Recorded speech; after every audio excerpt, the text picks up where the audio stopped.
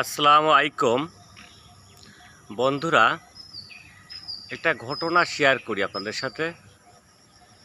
ঘটনাটা হচ্ছে, আমরা বলে থাকি আগের যুগের মানুষ খুবই সহজ সরল ছিল। হ্যাঁ, অবশ্যই সহজ সরল ছিল, এটা আমরা সবাই স্বীকার করি। কিন্তু ওই যুগের কিছু মানুষ অতি চালাকও ছিল, এটাও আপনাদেরকে স্বীকার করতে হবে। কিছু মানুষ ছিল খুবই সহজ সরল, আর কিছু মানুষ ছিল অতি চালাক। এই চালাক মানুষেরা করছে কি, একজনের জমি এক জায়গায় আছে 10%, তিনি 30% তার নামে রেকর্ড করে রাখছেন। ওই সময় রেকর্ড করে রাখছেন 30%। আর এইটা সহজ সরল যে মানুষ ছিল, তারা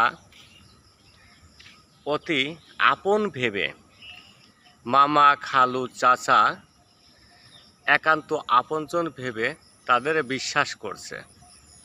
তারা এই বিশ্বাসের সুযোগে করছে কি, যারা জমিগুলো রেকর্ড করেছেন তাদেরকে কিছু দেশীয় পিঠা পুলি পায়েস খাওয়াইয়ে আপ্যায়ন করেছেন। এই আপ্যায়ন করার পরে ঘটনা ঘটছে, তারা আপ্যায়িত হয়ে এদেরকে এই ফ্যাসিলিটিগুলো দিয়ে দিয়েছেন। বলছে এখানে 30% জমি আমার।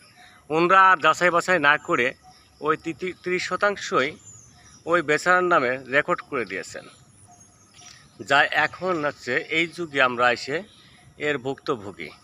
আমরা এখন পরে দেখছি যে এই জমি অবশ্য এদের নামে রেকর্ড। বিভিন্ন জায়গা,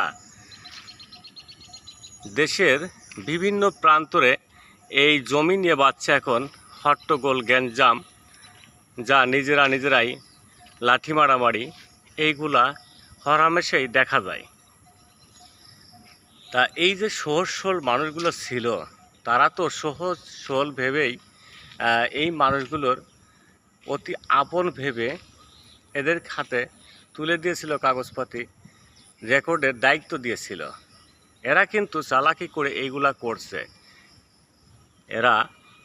এরা ভাবে, ওই সময়ও বুঝতে পারছে যে পরবর্তীতে এই জমিগুলা আমাদের হয়ে যাবে।